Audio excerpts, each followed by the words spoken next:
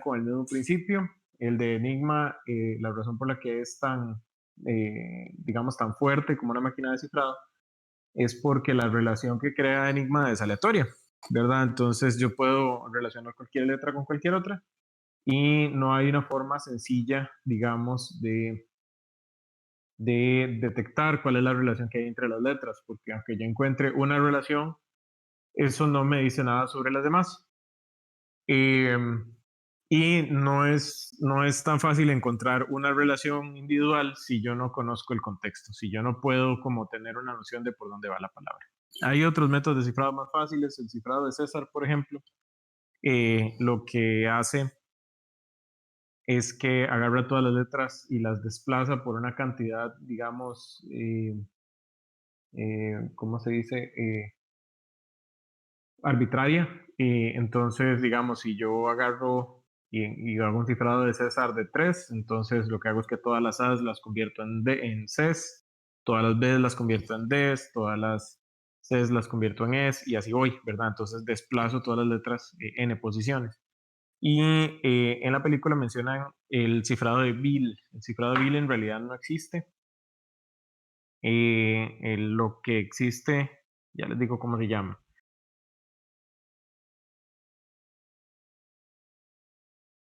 Esos son como,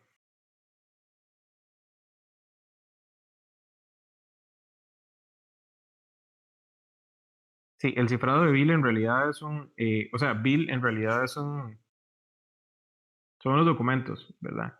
Que se llaman los Bill Papers, que tienen texto cifrado, eh, pero internamente utilizan una técnica de cifrado que no me acuerdo cómo se llama. Déjenme un segundo, lo tengo por aquí anotado. De hecho, lo vi el año pasado.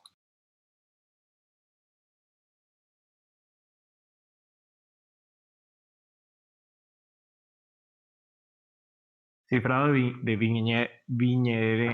Viñener. Puñe, palabra más difícil. Eh, esta palabra. Así es como se llama realmente ese método de cifrado que enseñan en la película, el que está usando Ken Cross. Y ese cifrado, ¿cómo funciona? Es que yo agarro un documento que tengo cierta garantía de que siempre va a ser el mismo documento y entonces utilizo las letras de ese documento para desplazar las letras del documento que yo quiero cifrar. Entonces, si la primera letra del documento es una A, entonces a la primera letra de mi documento le sumo un 1. Si la segunda letra es una P, entonces a la segunda letra de mi documento le sumo P, ¿verdad? Que en este momento no sé exactamente cuál posición del alfabeto es, pero digamos, si fuera una H le sumaría 8, ¿verdad? La H vale 8 en el alfabeto que nosotros usamos.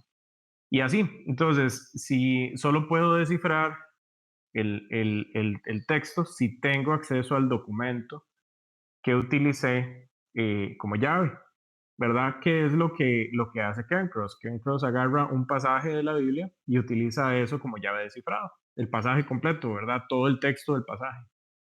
Eh, yo incluso puedo hacer un cifrado de este tipo con un libro entero, ¿verdad? Nada más tengo que garantizar que cuando vaya a usar la llave sea el mismo libro, la misma edición, exactamente la misma edición, porque con solo que una letra cambie o que una palabra cambie, ya todo el cifrado se va al carajo. Eh, pero entonces ese es el que enseñan ahí.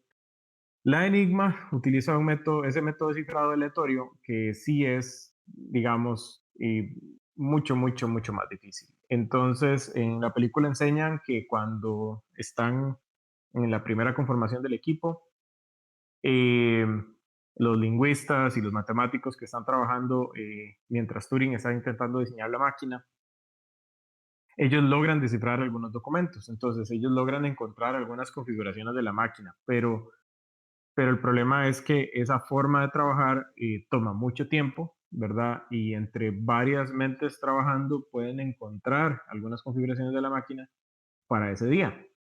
Y al día siguiente hay que volver a empezar, porque la configuración de la máquina es aleatoria.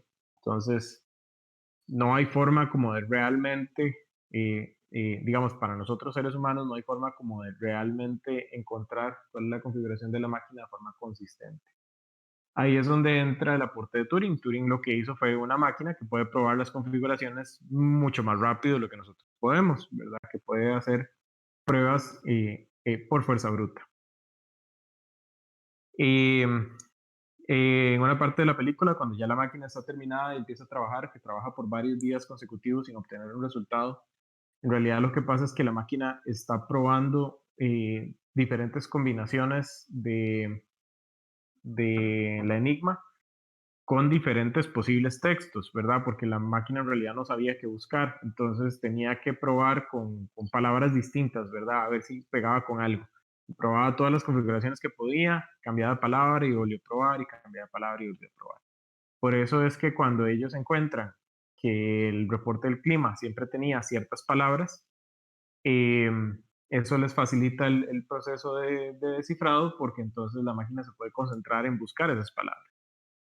Incluso ellos ya sabían que en el reporte del clima las palabras iban a estar en cierta posición, ¿verdad? Entonces eso les facilitaba como agarrar solo ese pedacito, inyectárselo a la máquina y decir, ok, pruebe con esto.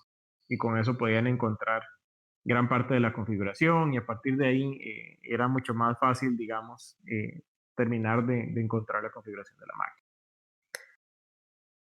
Sí, entonces más o menos eso se entiende, digamos, de cómo la máquina que construye Turing en Bletchley Park, o sea, de por qué es que se da el problema y por qué la solución de Turing funciona cuando las soluciones manuales no estaban funcionando.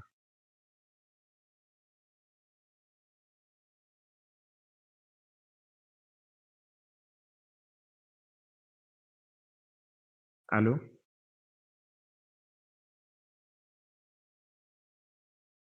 ¿Estoy conectado? Ok. La pregunta es si se entiende eh, por qué razón no era posible para seres humanos romper a Enigma, pero la máquina que hizo Turing en Bletchley Park sí podía romperlo. ¿Cuál es la diferencia, digamos, entre los dos enfoques?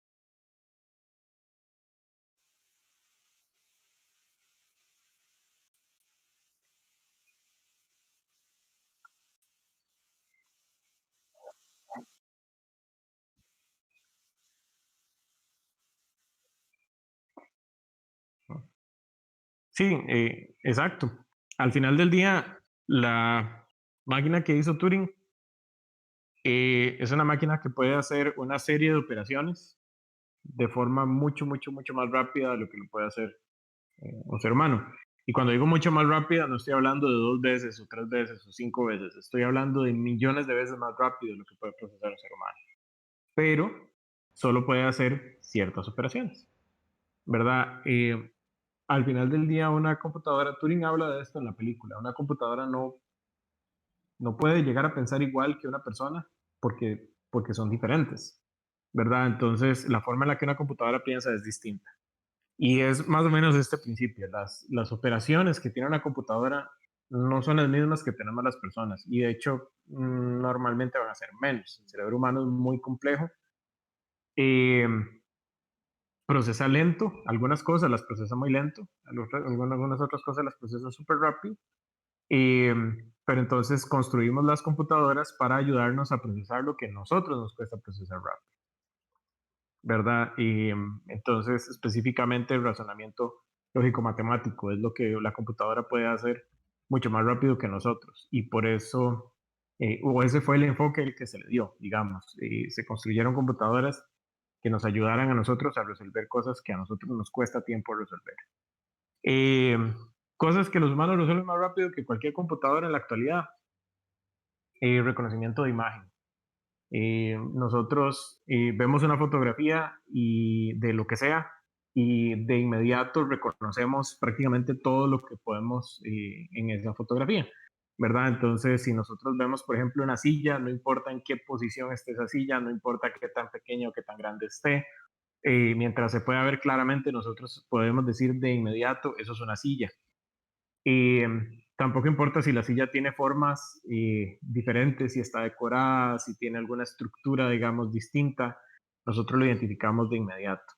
Igual con rostros, nosotros somos muy buenos reconociendo rostros. Somos muy buenos reconociendo, por ejemplo, animales por su forma, ¿verdad? Todo lo que es la parte de visión, nuestro cerebro es capaz de trabajar eso de forma muy, muy, muy rápida, más de lo que cualquier computadora actualmente es capaz de hacerlo. Em, entonces, eso es un punto en donde la computación moderna es débil, ¿verdad? Pero en gran parte es débil porque nosotros somos fuertes en ella. Entonces, no nos ha interesado tanto que una computadora resuelva ese problema porque nosotros lo podemos resolver de forma eficiente.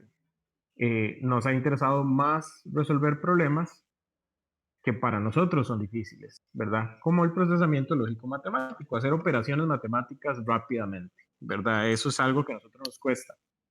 Entonces hicimos computadoras que lo hacen por nosotros.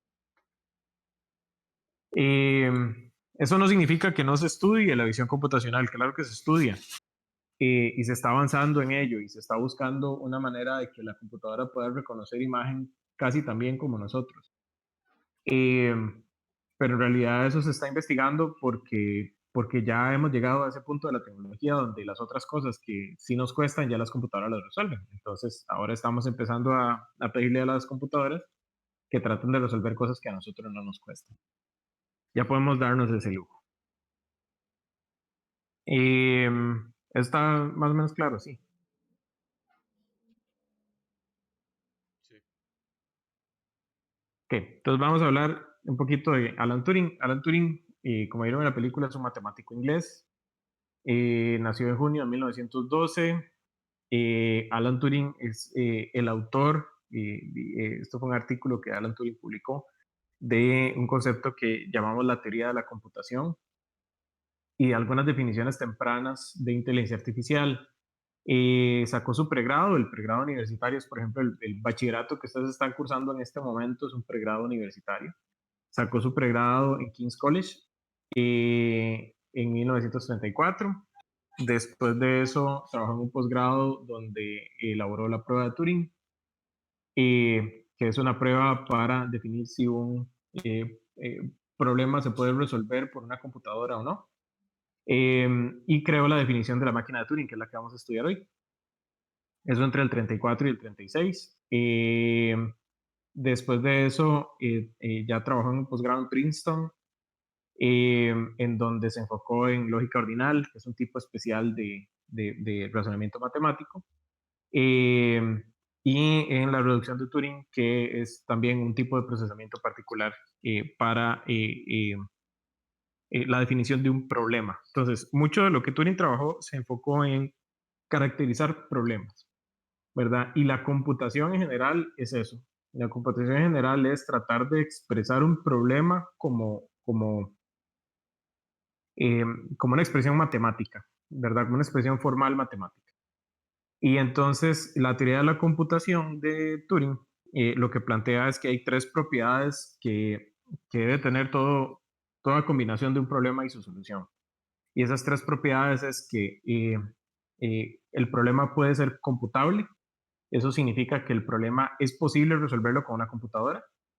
Y eso un poco a lo que va es que es posible expresar el problema como de una manera matemática formal. Y si eso es posible, una computadora lo puede resolver. Entonces es computable.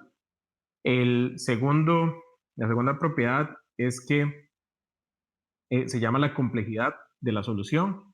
Y la complejidad de la solución a lo que hace referencia es a la cantidad de recursos que consume una solución cuando está para resolver un problema particular. Entonces, los recursos vamos a hablar siempre de que son dos, espacio y tiempo.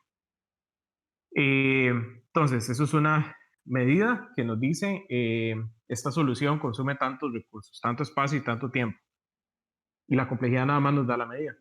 Y la tercera propiedad es la tratabilidad, que la tratabilidad es que si la complejidad de un problema eh, nos permite resolver ese problema de un tiempo que sea razonable. Entonces, en la película vemos un caso de esto, ¿verdad? Vemos donde la máquina que Turing construye trabaja por varios días intentando encontrar una configuración de la máquina particular que tiene menos de un día de vigencia, ¿verdad? Entonces ellos mencionan que la configuración de la máquina tiene una vigencia de 18 horas, porque el primer mensaje cifrado lo mandan a las 6 de la mañana y a medianoche cambia la configuración. Entonces, esas 18 horas es el tiempo en el cual tiene sentido encontrar una configuración de la máquina. Si el proceso para encontrar la configuración tarda más de 18 horas, esa es una solución que no es tratable, ¿verdad? Entonces, la primera vez que Turing corre la máquina va a encontrar una solución, pero no la va a encontrar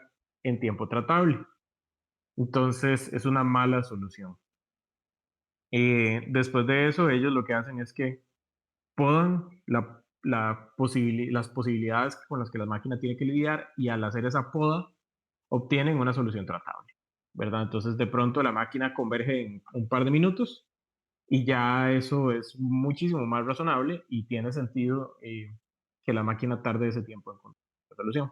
Esto lo vamos a estudiar a más profundidad cuando llevemos análisis, en el curso de análisis de algoritmos.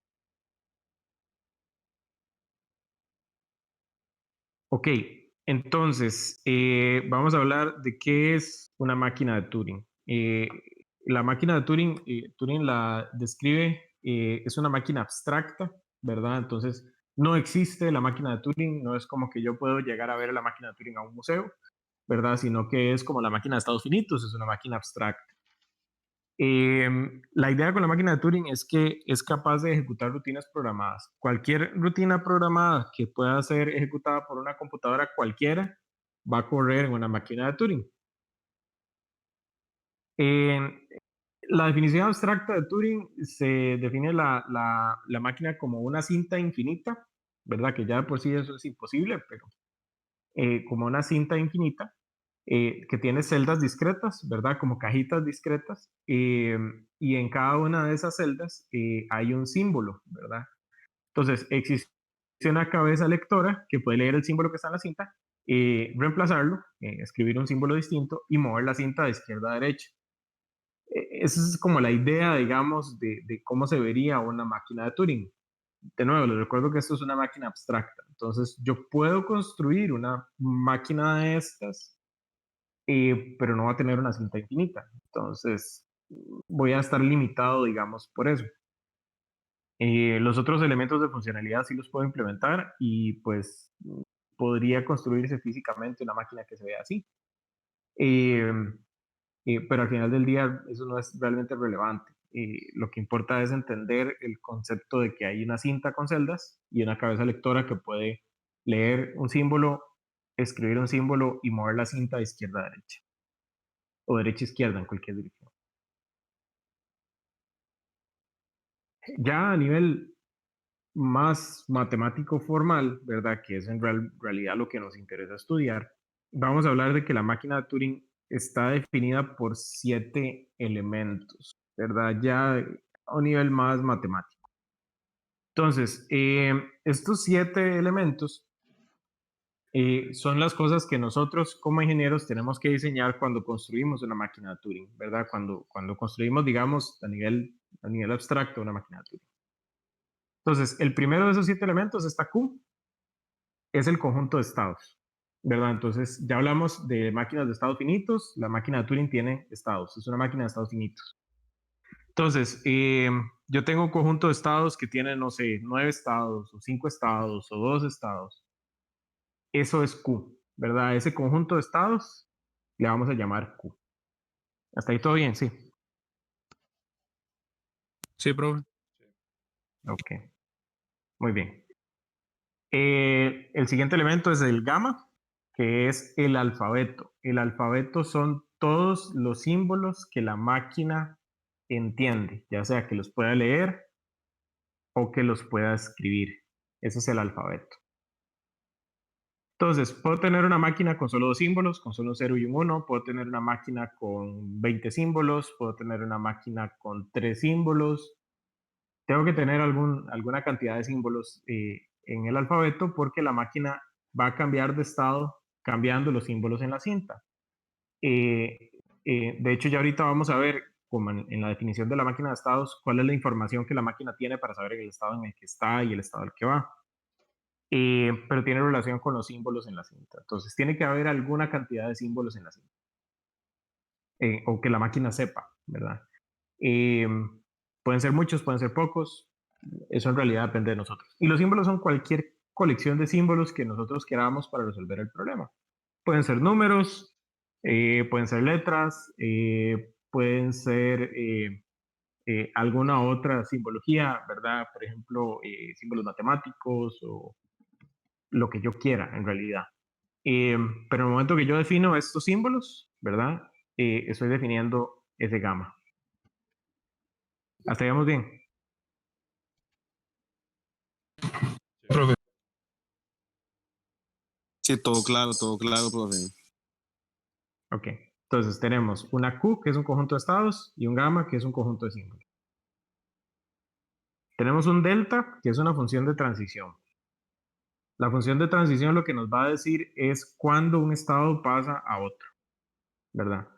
Ya ahorita vamos a profundizar un poco en cómo se construye delta, pero básicamente en una máquina de Turing vamos a suponer que hay al menos una transición de un estado a todos los estados, incluido sí mismo, por cada símbolo del alfabeto, ¿verdad? Entonces, si tengo tres estados y tengo dos símbolos en el alfabeto, voy a tener un mínimo de, si no me equivoco, de 9 transiciones, que es 3 a la 2, ¿verdad? Porque necesito poder mapear una transición de cada estado a todos los demás estados, incluido sí mismo, ¿verdad? Entonces, por ejemplo, si tengo Q0, Q1 y Q2, yo tengo que tener transiciones de Q0 a Q0, de Q0 a Q1 y de Q0 a Q2 por cada símbolo de la máquina, ¿verdad? Por cada uno de los dos símbolos que existen en la máquina. No siempre los vamos a tener todos, y de hecho van a ver cuando ya empecemos a hacer máquinas de Turing que la mayor cantidad del tiempo no vamos a hacer todas las transiciones porque podemos podar la máquina, ¿verdad? Y es eso lo que hicieron en la película. Agarraron y dijeron, no, no vamos a buscar todas las posibles combinaciones, vamos a buscar solo las que nos den estas palabras. Entonces, la máquina la podemos podar, pero digamos que a nivel abstracto vamos a decir que esas transiciones existen, aunque no se usen. Ok, después de eso hay un símbolo vacío, que le vamos a decir el blanco. El blanco es lo que tiene la cinta cuando no tiene nada, ¿verdad? Entonces, este puede ser un espacio, y típicamente lo representamos con una B itálica, pero puede ser en realidad cualquier cosa. Eh, Tiene que ser un símbolo, eso sí, ¿verdad? Entonces, podemos decir que la cinta está vacía, o sea, que la celda en la cinta está vacía cuando tiene una B, o que la cinta en la celda, que la celda está vacía cuando tiene un espacio, o cuando tiene una rayita, o cuando tiene lo que se nos ocurra. Tenemos que definir nosotros cuál es el blanco. Eh, Vamos a ver que por una cuestión estética, vamos a tratar de que ese blanco sea eh, eh, considerablemente diferente a los otros símbolos del alfabeto. Entonces, por ejemplo, si los símbolos del alfabeto son números, el blanco puede ser una B o un espacio, ¿verdad? Porque eso se distingue claramente. Si los símbolos del alfabeto son como letras, pero también incluye signos de puntuación, entonces un espacio no nos sirve y una B tampoco nos sirve. Entonces tendríamos que escoger un símbolo distinto, tal vez un guión o un simbolillo matemático que no tenga sentido dentro de lo que estamos. ¿De acuerdo?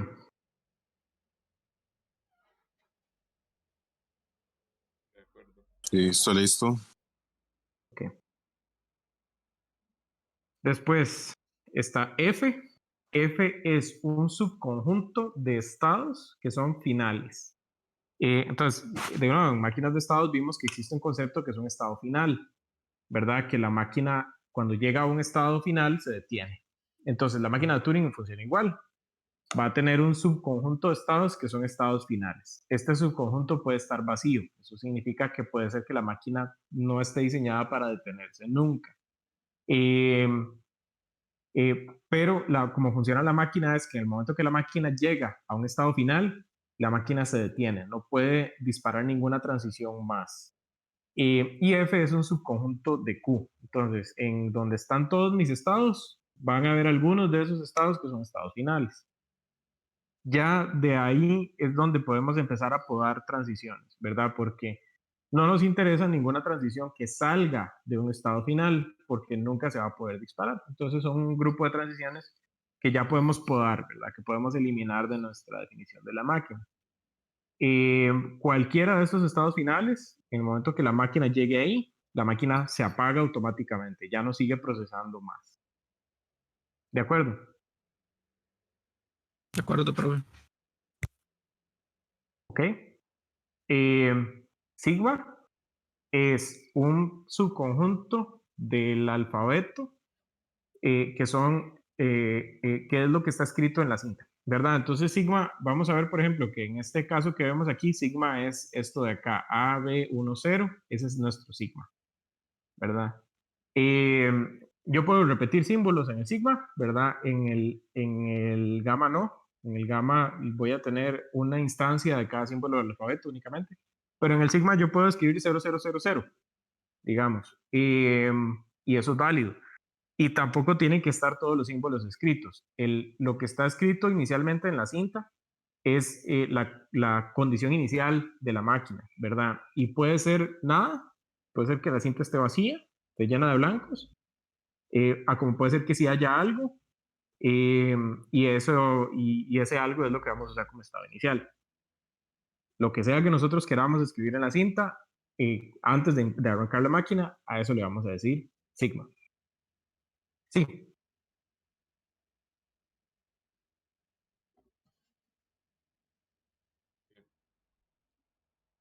ok. Hay además un estado inicial, un único estado inicial. La máquina va a arrancar siempre en el estado inicial. Típicamente a este le vamos a decir Q0, ¿verdad? Como le vamos a apodar Q0.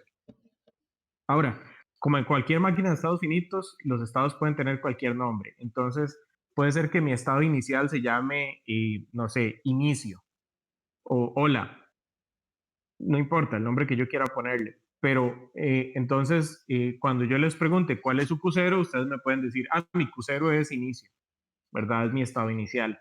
En realidad, el concepto del Q0 es como la noción de este es el estado inicial, sea cual sea y llámese como se llama. Y es un elemento de Q. Entonces, en todo el conjunto de estados va a haber un estado inicial y va a haber un grupo de estados finales. Eh, el estado inicial funciona como cualquier estado normal. La diferencia que tiene es que por ahí es donde la máquina siempre va a arrancar. Y no debería ser un estado final, porque lo que pasa es que si el estado inicial es un estado final, la máquina no hace nada. La máquina arranca y inmediatamente se apaga. Entonces, o sea, no voy a decir que no puede ser un estado final, porque en realidad sí se puede, nada nos previene de que lo sea, pero no debería serlo. Porque una máquina cuyo estado inicial es un estado final es una máquina que nunca va a poder hacer nada. Entonces, hasta ahí están claros esos elementos.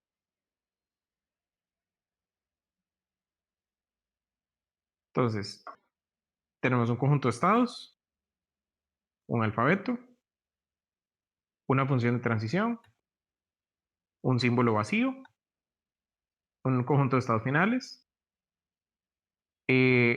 algo que está escrito en la cinta y un estado inicial. Esos son los 7 elementos de una máquina de Turing que vamos a usar para construir una máquina de Turing. ¿Están claros? ¿Hay alguna duda sobre alguno de estos elementos? No, profe. Sí, todo claro, todo claro. ¿Ok? Entonces, vamos a entrar ahora sí a la carnita. ¿Cómo es que se programa la máquina de Turing? Porque hasta ahora todo esto es, digamos, por decirlo coloquialmente, todo esto es paja. No podemos realmente construir una máquina de Turing con lo que sabemos en este momento. Tenemos que profundizar un poquito más. Eh, pero resulta que toda la magia de la máquina de Turing está en el delta, en la tabla de transiciones. Ahí es donde va a estar la magia de la máquina de Turing. Aquí es donde la máquina se programa, ¿verdad? Aquí es la verdadera construcción de la máquina de Turing. Entonces, las transiciones se ven así. Esa es una transición. Y cada uno de esos, digamos, expresiones que vienen entre esos paréntesis cuadrados significa algo. De momento se ve un poco confuso, pero van a ver que esto en realidad es bastante transparente. Entonces, tenemos un QX que es el estado inicial. El estado actual, perdón. El estado actual en donde está la máquina. Entonces, si la máquina está en Q3, vamos a hacer una transición que en la primera cajita vamos a poner Q3. ¿Verdad? Si la máquina está en el estado, no sé, en el estado, a ver, ¿qué puede ser? En el estado enfriar, entonces aquí en ese primer capítulo vamos a escribir enfriar. Ese es el estado actual de la transición, el estado en el que se encuentra la máquina. Sí,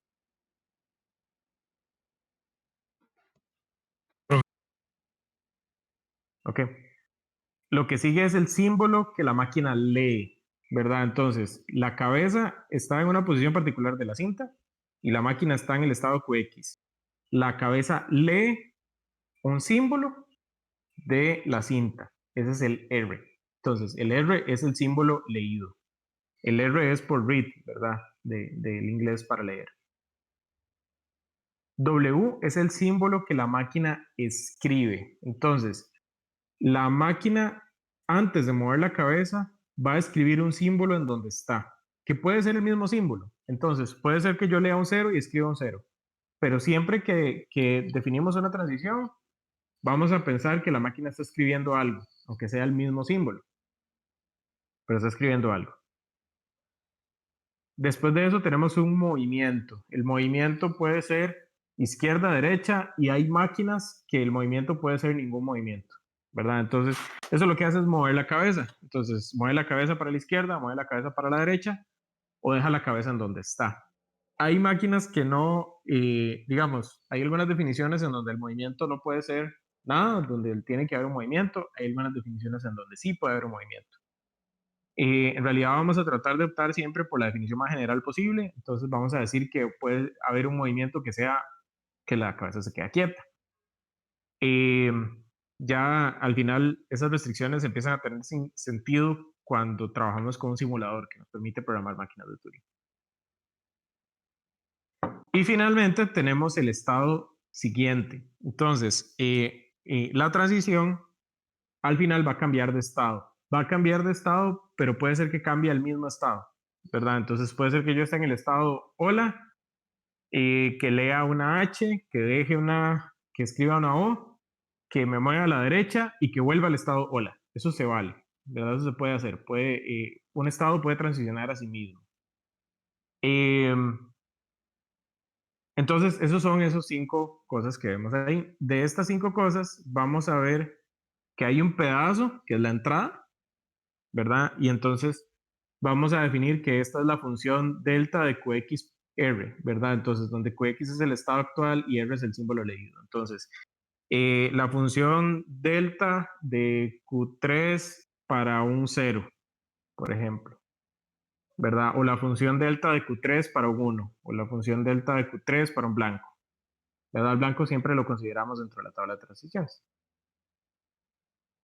Sí.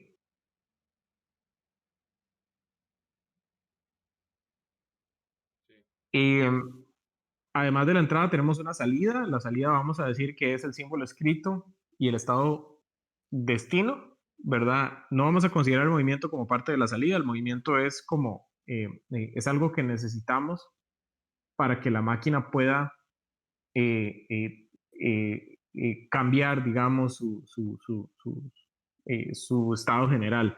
Entonces el movimiento no lo consideramos como parte de la salida. Es algo que necesitamos hacer, pero realmente no nos importa el resultado de ese movimiento. Al final de la ejecución de la máquina, realmente no nos importa en dónde quede la cabeza.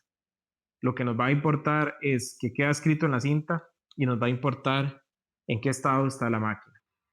Entonces, al igual que máquinas de estados que ustedes encontraron que hay reconocedoras y transductoras, las máquinas de Turing podemos decir también que hay reconocedoras y transductoras. Entonces, hay una máquina, yo puedo hacer una máquina de Turing que revise una cadena y me dé un resultado, y el resultado me lo va a dar en un estado, ¿verdad? Entonces, puede ser que la máquina revise la cadena y me termine en un estado sí o no, ¿verdad? Entonces está haciendo una labor de reconocimiento.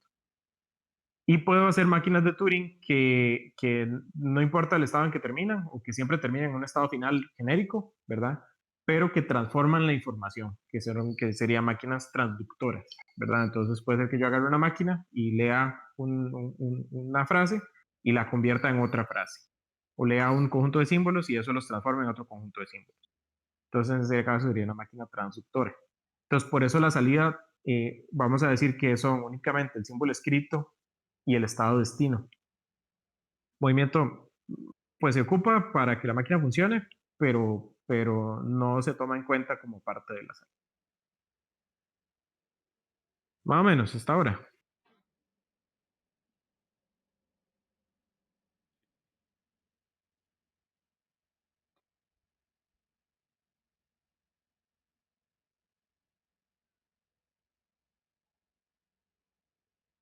¿Cómo vamos? De momento todo bien, profe. Ok. Vamos a profundizar un paso más. Vamos a hacer un ejemplo. Entonces, y ahora sí vamos a construir una máquina, ¿verdad? Vamos a construir una máquina que haga algo. Vamos a hacer una máquina transductora que agarre un número binario arbitrario. Entonces, voy a tomar este número 011100, ¿verdad? Que es un número de 3, 4, 5, 6 dígitos. Voy a invertir sus dígitos, ¿verdad? Es una operación sencilla. Cuando me tope un 0, lo voy a transformar en un 1. Cuando me tope un 1, lo voy a transformar en un 0. Y esa es la salida de la máquina. Entonces, esta es una máquina transductora. Eso es lo que vamos a hacer. Entonces, para esta máquina transductora solo necesito tener dos estados, un Q0 y un QF. El Q0 es el que va a hacer todo el trabajo y cuando la máquina termine el procesamiento se va a salir. Sencillito. ¿De acuerdo? Sí, profe.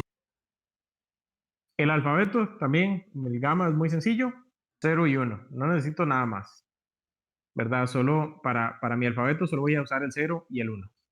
Noten que el blanco normalmente no lo represento en el gamma, porque lo represento por aparte.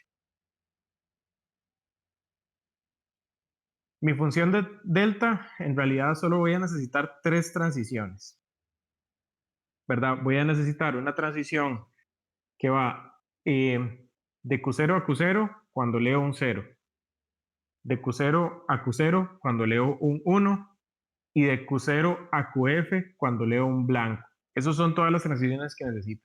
Vean que pueden haber más transiciones aquí. Específicamente puede haber una transición más que puede ser una transición que vaya de Q0 no, mentira, esas son todas las transiciones posibles para esta máquina, porque no puedo tener transiciones que salgan de QF. Entonces sí, está bien. Toda la entrada es de Q0 con cada uno de los símbolos. Entonces tengo Q0 con el símbolo 0, Q0 con el símbolo 1 y Q0 con el símbolo blanco. Estas son todas las posibles transiciones que puedo tener para la máquina. Eso está claro, sí. ¿Y por qué, digamos, en la de Q0 tiene el 1 también puesto y así con la del 1 también? Eh, ¿Podrías como explicar mejor la pregunta? Sí, o sea, digamos, ¿por qué en la salida del Q0 al 0 después sale un 1 y si es solo la salida del Q0? Como decir aquí, ¿verdad? Que yo empiezo, la máquina está en Q0, leo un 0, escribo un 1, me muevo a la derecha Ese y 1, sí, ese regreso. 1. Ok, ese es el símbolo escrito. Ah, ok, ok. La entrada es solo esta primera parte de acá, ¿verdad? Es los primeros dos, que es el estado actual de la máquina y el símbolo leído. Entonces, repasando nada más, ¿verdad? Estado actual, símbolo leído, símbolo escrito, movimiento, estado destino. Sí. Entonces, esta transición yo la puedo leer como estoy en Q0, leo un 0, escribo un 1, me muevo a la derecha y vuelvo a Q0. Así leo esa transición. Sí, más o Sí, menos. sí, sí, perfecto. Okay. Igual para las demás, estoy en Q0, leo un 1, escribo un 0, me muevo a la derecha, regreso a Q0. y la última vez estoy en Q0, leo un blanco, escribo un blanco, me muevo a la izquierda y voy a QF. Esas son las únicas transiciones que necesito para esta máquina. Entonces, vamos a ver ahora sí cómo funciona la máquina. La máquina la vamos a representar con una maquinita de estados, ¿verdad? Que son estos 3 nodos que tenemos aquí. Vamos a numerar las transiciones. Entonces, esta flecha de acá arriba le vamos a decir que es la transición número 1. Por cierto, ¿pueden ver mi mouse? Sí, ahí se ve. Ok, súper. Entonces, esta flechita acá es la transición número 1, esta flechita abajo es la transición número 2 y esta flecha acá es la transición número 3. La flechota grandota de aquí lo único que me está indicando es en cuál estado estoy. Entonces, estoy en el estado Q0. La máquina arranca en el estado Q0. Entonces, la transición 1 es esta. La transición 2 es esta. Y la transición 3 es esta. ¿Verdad? Entonces, esas son las flechas aquí. Y la cinta está en este estado. La flecha grande de acá me indica en qué posición está la cabeza. Entonces, voy a asumir que la cabeza empieza en el primer símbolo en el que está escrito la cinta. Siempre voy a poder hacer ese tipo de suposiciones, que la cabeza arranca en cierta posición que es la que a mí me conviene. ¿De acuerdo?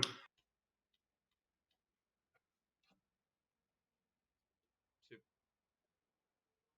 Ok, vean que aquí está nuestro número escrito, 0, 1, 1, 1, 0, 0, y hay blancos a la izquierda. Aquí nos vamos a imaginar que hay blancos a la izquierda al infinito, y aquí al final, después del último 0, nos vamos a imaginar que hay blancos a la derecha al infinito.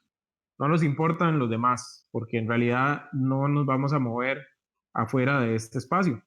Pero es nada más como para que sepamos pues que hay información para cada uno de los dos lados.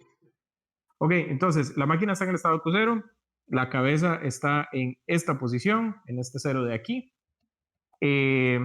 Se dispara la primera transición, ¿verdad? Estoy en el estado Q0, leo un 0.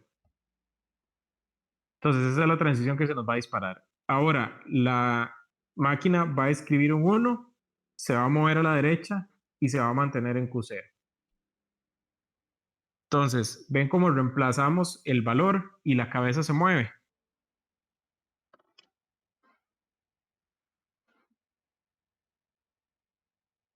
Sí, Sí, profe.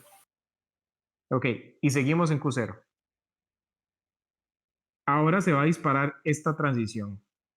La máquina está en Q0, estamos leyendo un 1. Entonces vamos a escribir un 0, nos vamos a mover a la derecha y vamos a volver a Q0.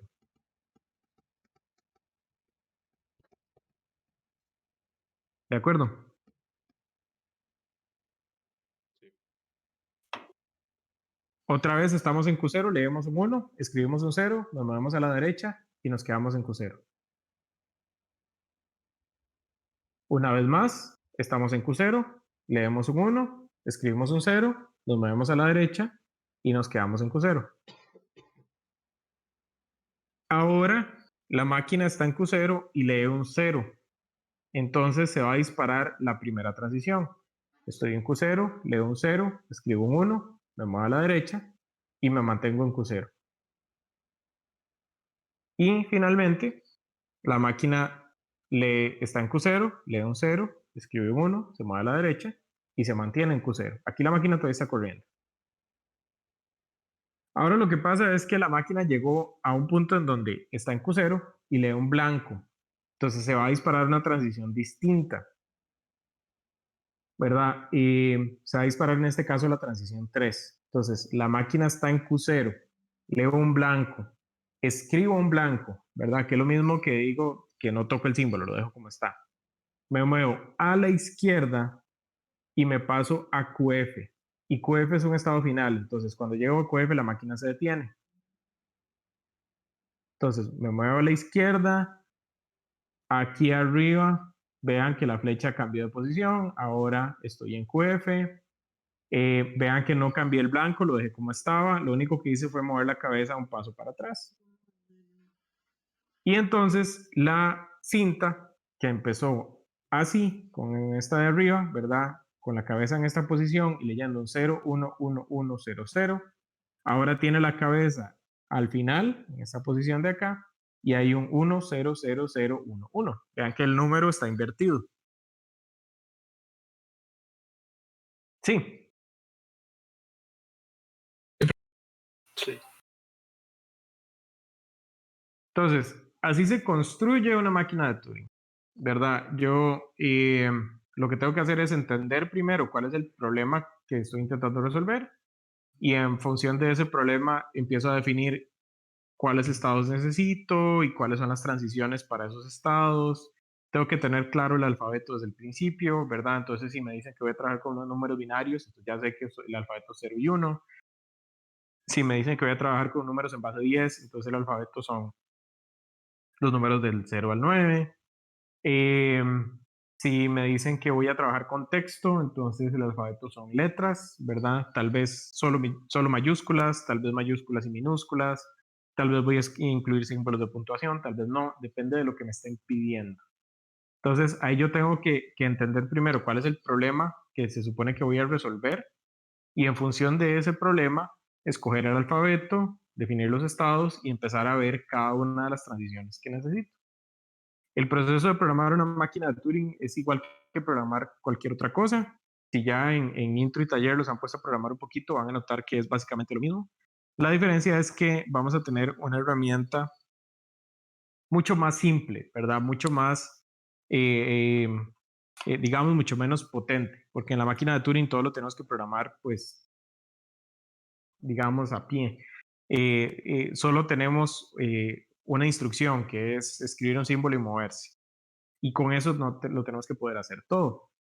Pero lo interesante del concepto de la máquina de Turing es que cualquier cosa, por más compleja que sea, que ustedes vean programada en Python, eso se puede modelar como una máquina de Turing. Posiblemente ya para programas muy grandes va a ser una máquina de Turing muy grande, ¿verdad? Que no va a ser posible como visualizar fácilmente. Pero cualquier problema que nosotros podamos resolver en una computadora se puede representar como una máquina de Turing. Cualquiera, el que a ustedes se les ocurra, ¿verdad? Desde PowerPoint, el sistema operativo, el mismo Windows, eh, algún juego, por ejemplo, que corran en la computadora o en una consola, eh, el software para reproducir música, cualquiera de esas cosas se puede representar como una máquina de Turing. Hasta ahí estamos bien.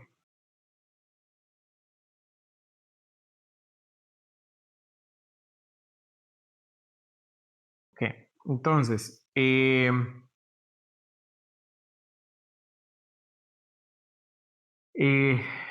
están las referencias. La historia de Alan Turing la saqué de Wikipedia. En realidad no tengo por qué necesariamente buscar una fuente más confiable. La de Wikipedia está bien. Eh, la definición de máquina de Turing que estamos usando es de este libro, de Teoría de Autómatas, Lenguajes y Computación, de Pearson. Que es en donde describe la máquina de Turing con estos 7 elementos. Y me ha parecido que es la definición más clara y fácil de explicar, en donde está como muy formalmente definido todos los elementos. ¿Verdad? Que al final es un poco lo que queremos lograr, queremos llegar a ese lenguaje formal, digamos. Entonces, ahorita vamos a abrir un espacio para ver si existe alguna duda.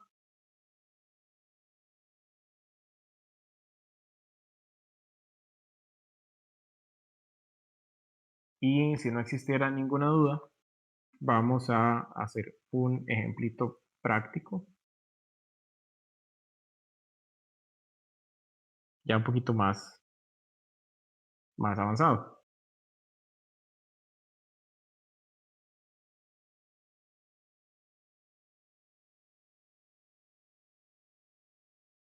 ¿Hay alguna duda? Yo tengo una duda. En las que eran QX, RWM, esas son, digamos, como las otras. O sea, no son letras cualquiera, digamos, si son específicas.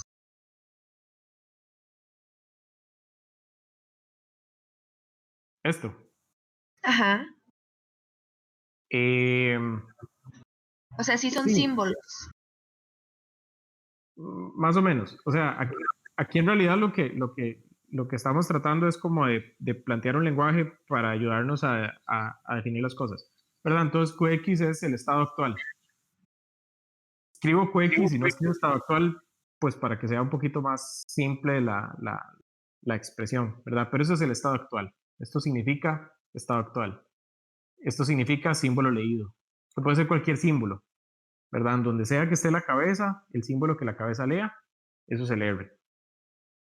Sí, Ok, entiendo. Entonces son símbolos, digamos, que usted escogió al azar para explicarnos, no son como los otros. son símbolos que escogí arbitrariamente para explicarlos, sí. No los Oh, escogí yo, los escogió, ¿cómo es que se llaman? Hopcroft, Motwani y Ullman, digamos. Pero en ok, realidad yo me estoy gracias. basando Entiendo. en ellos, pero sí. Pero sí, sí, son, son expresiones arbitrarias que estamos usando para explicar qué es la máquina.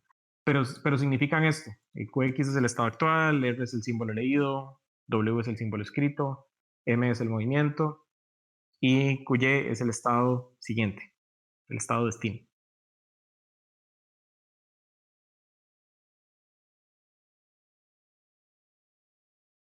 Ok, entonces vamos a ver un ejemplito práctico. Entonces, estoy usando este sistemita de acá. Este es un simulador en línea de máquinas de Turing. Vamos a hacer varios ejercicios con esto. El día de hoy lo que quiero hacer es un ejercicio en vivo. ¿Cómo estamos de tiempo? Y todavía tenemos como una hora, ¿verdad? Como 40 minutos. El día de hoy vamos a hacer un ejercicio en vivo. Entonces, un poco la idea es como ya ahora sí ver cómo aplicamos esta teoría en algo un poquito más práctico, ¿verdad? Para que no sea tan aburrido. Entonces, este simulador en línea de máquinas de Turing lo que nos da es una herramienta para construir la máquina de Turing utilizando un lenguaje de texto, ¿verdad? Entonces, yo defino la máquina de Turing con este lenguaje de texto de acá. Esta máquina de Turing lo que hace es que toma un número binario, ¿verdad? En este caso 0, 1, 1, 0, 1, 1, y le suma 1. Noten que el vacío en esta máquina de Turing es un espacio, ¿verdad? Entonces, de aquí para allá son vacíos, de aquí para allá son vacíos. Sí, ¿lo ven?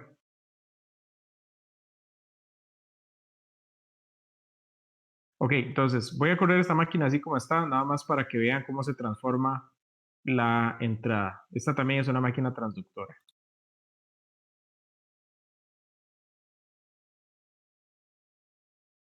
Ok, vamos a volverla a cargar. Entonces, la máquina lo que empieza haciendo es, la máquina va a encontrar el dígito de más a la derecha, ¿verdad? Eso es lo que está haciendo. Entonces, este primer estado, el estado right, se va a seguir moviendo a la derecha mientras lea algo que no sea un blanco. Aquí encontró un blanco, entonces ya va a ser algo distinto. Se va a pasar al estado carry, ¿verdad? Y se va a mover a la izquierda. Entonces, ahora la cabeza está en el dígito de más a la derecha del número.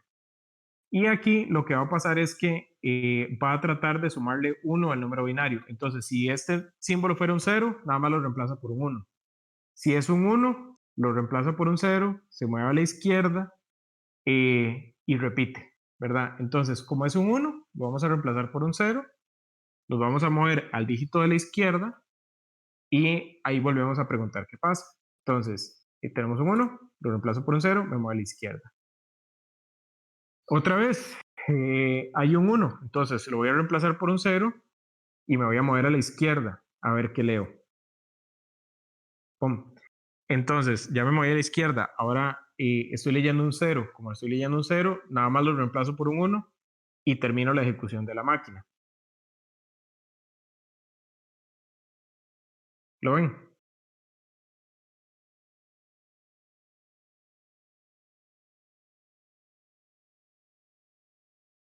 Sí, sí se entiende lo que está haciendo la máquina. Sí, pero ¿por qué no cambió el último uno? Digamos el primero. Porque lo que estoy haciendo es sumándole un 1 a este número binario, ¿verdad? Y los números binarios, esto lo vamos a ver un poquito más adelante, pero digamos, si yo tengo un número binario solo puede tener dos dígitos, 0 o 1. Entonces, digamos, yo puedo tener un número binario que es este. Este número binario, después vamos a aprender por qué, pero ese número binario vale 4, ¿verdad? Esto es igual a 4. Entonces, si yo quiero sumarle 1 a un número binario, lo que tengo que hacer es encontrar el primer 0 de derecha a izquierda y a ese 0 cambiarlo por un 1. Entonces, para sumarle 1 a un número binario, tengo que convertirlo en esto. Entonces, esto vale 5. Sí. Y puedo seguir así, ¿verdad? Entonces, si yo quiero sumarle un 1 a este número, ahora voy a ir de derecha a izquierda. Digamos, si a un número, a un 1 en binario le sumo un 1, lo convierto en 0 y me llevo el 1. Entonces, vamos a tener esto. Esto es un 6. Después vamos a ver bien cómo funciona esto. Y así voy.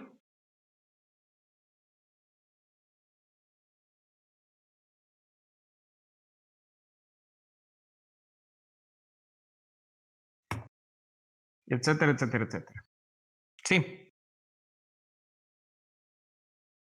Sí. Ok.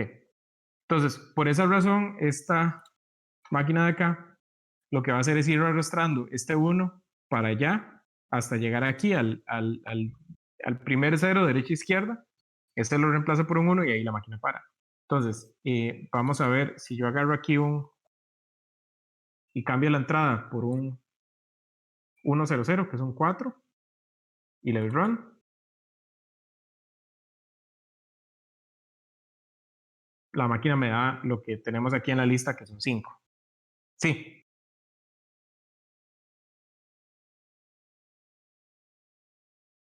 Y vamos a probar con un 7.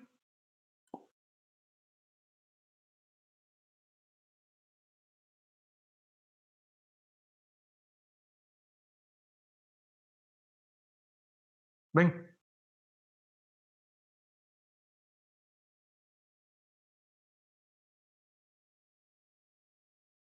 Ok, vamos a agarrar esta máquina y vamos a escribir la que hicimos en la presentación. ¿Verdad? Entonces, la máquina de la presentación, la entrada. Vamos a ver si puedo hacer esto un poquito más grande. Ay, es papaya. Aquí a la derecha se ve la entrada, ¿la ven bien? Sí. Ok, entonces, esto que tenemos aquí arriba es un comentario. Esto lo puedo eliminar, pero vamos a poner esto. Vamos a cambiar esto por reemplaza 0 por 1. Entonces, la entrada dijimos que es 0, 1, 1, 0, 0. ¿Verdad? Sí, son 6 dígitos. Sí, esa es nuestra entrada. Después tenemos que definir nuestro símbolo blanco, nuestro vacío. Vamos a dejar ese espacio está bien. Después tengo que definir un estado inicial. Entonces, para estado inicial vamos a decir Q0. Y lo que sigue aquí es una cosa que se llama la tabla. Esta es nuestra tabla de transiciones, donde vamos a definir la función delta, todas nuestras transiciones. Entonces, esto tiene un formato que es bastante fácil de leer. Lo primero que nos vamos a topar es el nombre del estado para el cual vamos a crear transiciones. Entonces, aquí vamos a cambiar esto por Q0. Entonces, vamos a hacer todas las transiciones de Q0. Para hacer las transiciones de Q0, yo le defino cuál es el símbolo que lee, cuál es el símbolo que escribe, cuál es el movimiento y cuál es el estado destino, ¿verdad? Entonces, vamos a leer un 0. Y cuando leemos un 0, vamos a escribir un 1, vamos a movernos a la izquierda y vamos a quedarnos en el estado Q0. Entonces, aquí los dos puntos, ¿verdad? Son los que significan leí esto y entonces hago todo esto, ¿verdad? Entonces vean que la entrada está aquí. Este es el estado Q0, símbolo 0. Esa es la entrada. Y el resto de la transición es esta expresión de acá. Escribo 1, me muevo a la derecha y termino en Q0. Me voy a la izquierda, perdón, y termino en Q0. Sí.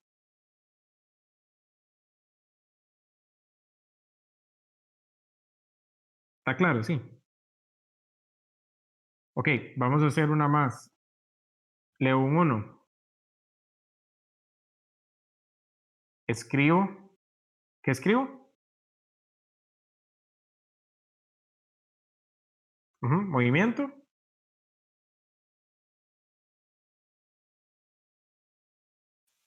Ok, de hecho, ahí tengo un error. Es a la derecha, correcto. A la derecha. ¿Y cuál es el estado destino? Q0. Crucero. Q0. Ok, siguiente. ¿Qué leo?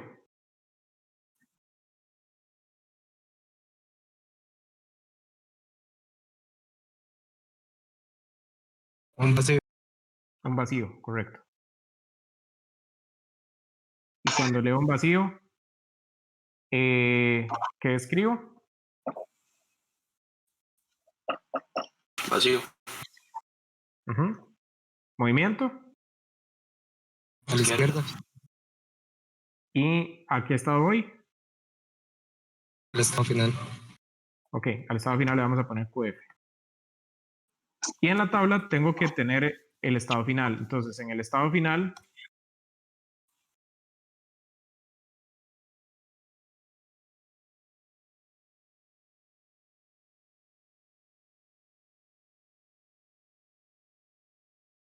nada más pongo el nombre, los 2 puntos y dejo su tabla vacía, ¿verdad? No me interesa nada. Y ahí está mi máquina programada. Vamos a ver si no cometí ningún error.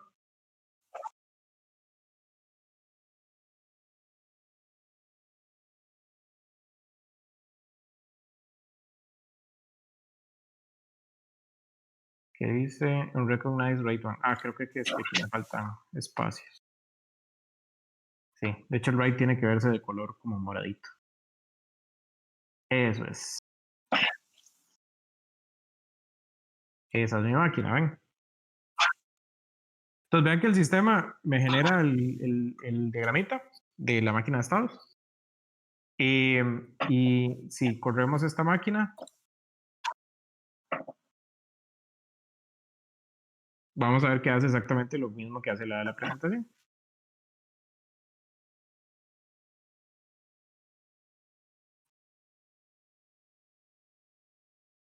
Sí.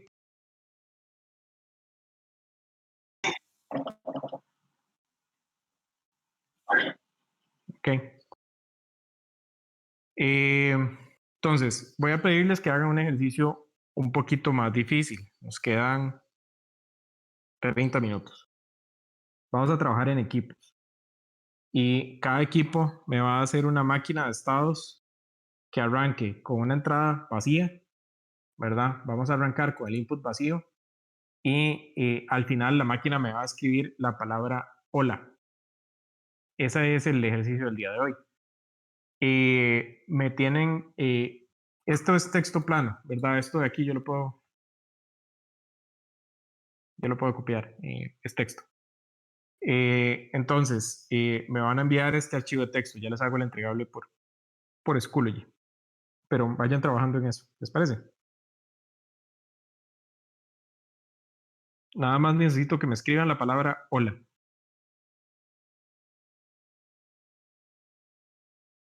Sí.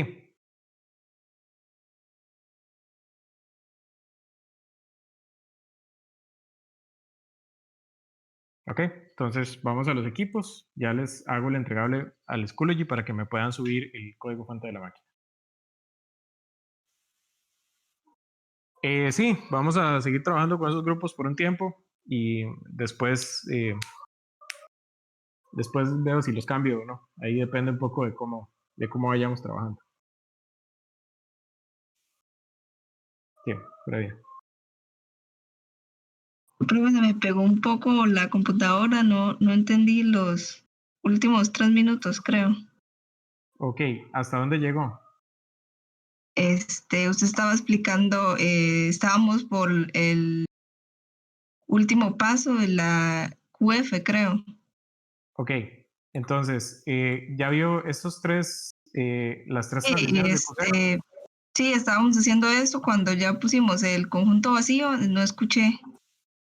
Ok, entonces la última transición es donde quedamos. Ok, entonces leo un vacío y entonces voy a escribir un vacío. ¿Sí? ¿Verdad? Ajá. Me muevo a la izquierda. Ahí me voy a devolver un paso. Y después de eso me paso al estado QF. Entonces, en la tabla de transiciones, aquí en este lenguaje, tengo que definir todos los estados en la tabla. Entonces, QF lo voy a escribir aquí abajo. Pero como QF es un estado final, no le voy a hacer ninguna transición. Entonces, nada más escribo QF dos puntos. Eso es un estado final. Yo aquí puedo tener varios estados finales, ¿verdad? Entonces puedo tener QX dos puntos, QH dos puntos, ¿verdad? Y la máquina me va a mapear estos estados finales. Vean que como no tengo ninguna transición hacia QH y QX, pues salen ahí flotando en el espacio. En realidad solo me importa tener el QF, que es el que sí tengo, digamos, transiciones hacia él. Pero es un estado final, no tiene transiciones que salen de él. Sí, Ok, más o menos. sí. Ok. Voy a compartirles este texto, se los voy a enviar un archivito de texto al chat del Discord para que lo puedan estudiar. Igual si entran ya a turimachine.io van a ver ahí, hay varios otros ejemplos más complejos, pero les voy a pasar este que es el de la presentación para que puedan como analizarlo. Lo que quiero entonces es una máquina que me escriba hola aquí en la cinta, ¿verdad? Que empiece con una cinta vacía y cuando la máquina termine de ejecutar, en la cinta diga hola. Eso es lo que quiero. ¿De acuerdo? Ok. Ok, entonces vamos a trabajar en los equipos.